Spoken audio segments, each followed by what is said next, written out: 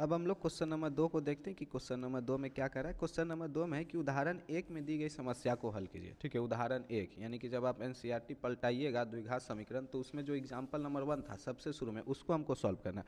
अब यहाँ तो एग्जाम्पल दिया नहीं है, ठीक है, तो हमको एग्जाम्पल क्या करना पड़ेगा, उठाना पड़ेगा। तो हम यहाँ से क्या करते हैं, ठीक है, उदाहरण 1 को यहाँ से ले लेते हैं। ठीक है, ये है आपका उदाहरण नंबर 1, इसको हम ले लिए उदाहरण को। ठीक है, अब हम पढ़ते हैं कि उदाहरण क्या करें। एक्चुअल में यहाँ पर क्वेश्चन नंबर 2 को सॉल्व नहीं करना है, हमको उदाहरण को सॉल्व करना है। ठीक है, तो उदाहरण का कह रहा है कि जॉन और जीवंती, ठीक है, दोनों के पास कुल मिला के 45 कंचे हैं। ठीक है, हम लोग भी बचपन में कंचे खेलते हैं, तो दोनों के पास मिला करके 45 कंचे। कहता है दोनों 5-5 कंचे खो देती है। ठीक है, यानी कि दोनों अगर 5-5 कंचे खो देती है तब उनके पास जो कंचे होंगे उनकी संख्या का गुणनफल 124 है। तो हम जानना चाहेंगे कि अरब में उनके पास कितने कंचे हैं। ठीक है, यानी कि हमको दोनों के पास कितने कंचे थी इसकी संख्या निकालनी है। तो हम क्या करते हैं, इसको हल करते हैं। अब ऐसे सवालों को हल करने के लिए हम क्या करेंगे, पहले मान लेंगे कि मान लेते हैं जॉन के पास प्रारंभ में x कंचे थी और जीवंती के पास y कंचे थी। ठीक है, तो हम मान लेते हैं, माना कि, ठीक है, जॉन के पास कंचों की संख्या, ठीक है, जॉन के पास कंचों की संख्या, ठीक है, तो जॉन के पास क्या है यहाँ पर, ठीक है, कंचे की संख्या, ठीक है, कंचे की संख्या। तो जॉन के पास कंचे की संख्या को हम x मान लेते हैं। ठीक है, जॉन के पास कंचे की संख्या को हम x मान लेते हैं। ठीक है, तथा जीवंती के पास कंचे की संख्या को हम y मान लेते हैं। अब बताओ, जॉन के पास x कंचे हैं, ठीक है, और जीवंती के पास y कंचे, और दोनों मिलाकर यहाँ पर क्या लिखा है, दोनों के पास कुल मिलाकर 45 कंचे हैं। ठीक है, यानी कि अगर हम प्रश्न से चले तो यहाँ पर प्रश्न में दे रखा है कि x + y बराबर में 45 है। ठीक है, यही प्रश्न कहना चाह रहा है, क्योंकि जॉन के पास x है, जीवंती के पास y है।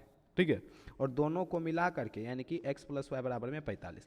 अगर x + y बराबर में 45 है, ठीक है, तो हाँ यहाँ से हम x को क्या लिख सकते हैं, 45 - y। ठीक है, बिल्कुल लिख सकते हैं, कोई किसी तरह की परेशानी नहीं है। ठीक है, कोई किसी तरीके की परेशानी नहीं। ऐसा हम क्यों लिखें, ताकि आपको आगे पता चलेगा ऐसा क्यों लिखें, क्योंकि हमको चूंकि द्विघात समीकरण लाना है। तो द्विघात समीकरण एक वेरिएबल में होता है, तो समीकरण को एक वेरिएबल में बदलने के लिए हम क्या करते हैं, x को 45 - 1 लिख दिए। ठीक है, जहाँ जहाँ अब हमको x मिलेगा ना वहाँ वहाँ हम 45 - y रखते जाएंगे। ठीक है, अब हम आगे चलते हैं। आगे चलने के लिए हम क्या पहले तथा लिख लेते हैं, तथा। ठीक है, आगे क्या कर रहा है कि दोनों 5-5 कंचे खो देते हैं। ठीक है, 5-5 कंचे खोने का मतलब कि अभी उसके पास x कंचे हैं। ठीक है, ध्यान दो, अगर x कंचे हैं तो उसमें से 5 कंचे खो जाते हैं, तब उसके पास बचते हैं x - 5। ठीक है, और सेम जीवंती भी y कंचे खो देती है तो उसके पास बचेगी y - 5। अब जो कंचे आए हैं यानी कि x - 5 और y - 5 इसका गुणनफल, ठीक है, अब उनके पास कंचे का गुणनफल 124 यानी कि x - 5 × y - 5 बराबर 124। तो यहाँ पर हम लिख लेते हैं x - 5 × y - 5 बराबर में 124। ठीक है, यही क्वेश्चन करना चाह रहा है, आप समझने का प्रयास कीजिएगा। अब हम क्या करते हैं, जहाँ जहाँ x है ना वहाँ वहाँ 45 - y रख देते हैं। यहाँ पर आपको x नजर आ रहा है तो यहाँ पर हम 45 - y और ये -5 आपको एज इट इज रहने दिए, इंटू y - 5 हम एज इट इज रहने दिए, बराबर में 124। ठीक है, अब हम इसको क्या कर लेते हैं, थोड़ा सा सॉल्व कर लेते हैं। ठीक है, ध्यान दो। ठीक है, ये है 45, ये है -y और ये है -5, यानी कि 45 में से ये वाला 5 जाएगा तो बच जाएगा 40 और ये -y उसके साथ एज इट इज रहेगा। ठीक है, इनटू में आपका ये y - 5 एज इट इज रहेगा। ठीक है, और बराबर में क्या था, तो बराबर में ये 124 था। ठीक है, अब हम क्या करते हैं, गुना कर लेते हैं। इस 40 की इस y से गुना करेंगे तो ये 40y बन जाएगा, फिर इस 40 की हम इस -5 से गुना करेंगे तो 40 बचे माइनस का 200 बन जाएगा। ठीक है, इतना तो हम आशा करके चलते हैं कि ये गुना करने आपको आता ही होगा। ठीक है, इस -y की इस -y की इस +y से गुना करेंगे तो ये -y² बन जाएगा, और इस -y की इस -5 से गुना करेंगे तो प्लस का 5y बन जाएगा, बराबर में 124। अब हम क्या करेंगे, ठीक है, सेम कैटेगरी के बंदे को ढूंढेंगे। जैसे यहाँ पर y वाला कैटेगरी है, यहाँ पर कहीं और y वाला कैटेगरी नजर आ रहा है तो ये नजर आ रहा है, ये है प्लस का 40y और ये है प्लस का 5y, तो दोनों जुड़ के हो जाएगा प्लस का 45y। लेकिन उससे पहले जो ये y² है, ठीक है, उच्चतम घात वाला जो पद है उसको हम पहले लिख लेते, तो -y² को पहले लिख लेते, फिर इस दोनों को जोड़ के लिख देते हैं प्लस का 45y। ठीक, और ये -200 ये एज इट इज रहेगा। उसके बाद ये माइनस का 124 इस पर आके, ये प्लस का 124 इस पर आके माइनस का 124 हो जाएगा और इधर कुछ नहीं बचेगा, ये आपका बच जाएगा 0। ठीक है, अब हम क्या करते हैं, y² को एज इट इज रहने देते हैं। ठीक है, प्लस का 45y एज इट इज रहने देते हैं, -200 -124 माइनस का 324 बन जाएगा, बराबर में 0। अब हम क्या करते हैं, इस पूरे वाले टर्म से माइनस कॉमन लेते हैं। ठीक है, पूरे वाले टर्म से माइनस कॉमन लेते हैं, या फिर आप आसानी से समझो तो हम सबको भेज देते हैं उस पार। ठीक है, ताकि हमारा y² प्लस में हो जाए, ताकि क्वेश्चन को सॉल्व करना थोड़ा इजी हो जाए। ठीक है, समझ रहे हो, क्वेश्चन को सॉल्व करना थोड़ा इजी हो जाए। तो y² उस पार जाएगा तो वह हो जाएगा प्लस का y²। ठीक है, 45y उस पार हो जाएगा तो हो जाएगा आपका, ठीक है, माइनस का 45y। ठीक है, और ये प्लस -324 उस पार जाएगा तो हो जाएगा प्लस का 324, और सब कुछ को अगर हम उस पार भेज देंगे तो इधर कुछ नहीं बचेगा, बचेगा 0। ठीक है, उसको हम थोड़ा सा क्या कर लिए, अरेंज कर लिए, इधर वाला 0 इधर लिख दिए और इधर जो आता उसको हम इधर लिख लिए। ठीक है, समझ में आ गया। और ये आपका जीरो ऐसे ही पड़ा था, प्लस में जीरो अगर हम कर भी देते तो कोई फर्क पड़ता नहीं, तो उसको हम लिखते नहीं है। ठीक है, इसको हम यहीं तक रहने देते हैं। ठीक है, ये आपका Y square minus 45y plus 324 बराबर 0, ये आपका इक्वेशन मिल गया।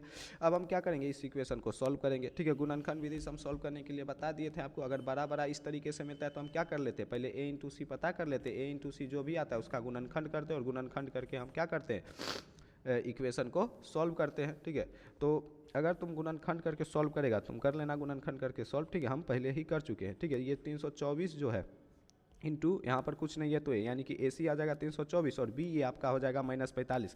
जब तोड़ोगे तो तुमको -39, ठीक है सॉरी -36 और -9, ठीक है, ये दो पेयर मिलेगा, -36 -9, जिसको जोड़ने से वापस -45 आ जाएगा, और गुना करेगा तो माइनस इंटू माइनस प्लस, और 36 इंटू 9 करेगा तो 9 छक 54 के 4, हाथ में 5 9 तो यह 27 5 32, यानी कि 324 आ जाएगा। यानी कि इस -45y को हम पहले तो वाई स्क्वायर लिख देते हैं, इस -45y को -36y और -9y लिख सकते हैं, और ये प्लस में 324 एज इट इज रहेगा बराबर में 0।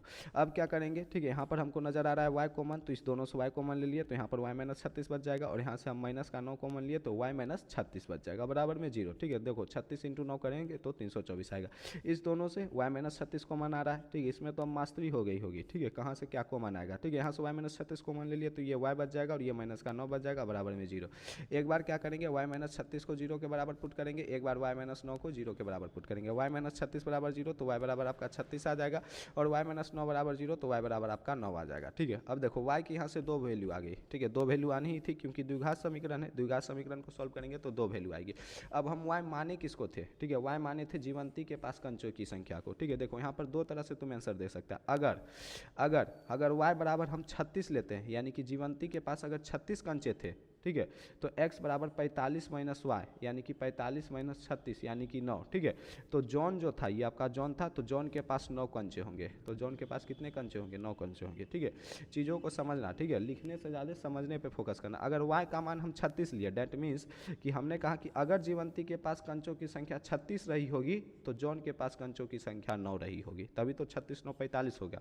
ठीक है, या फिर दूसरा केस बन सकता है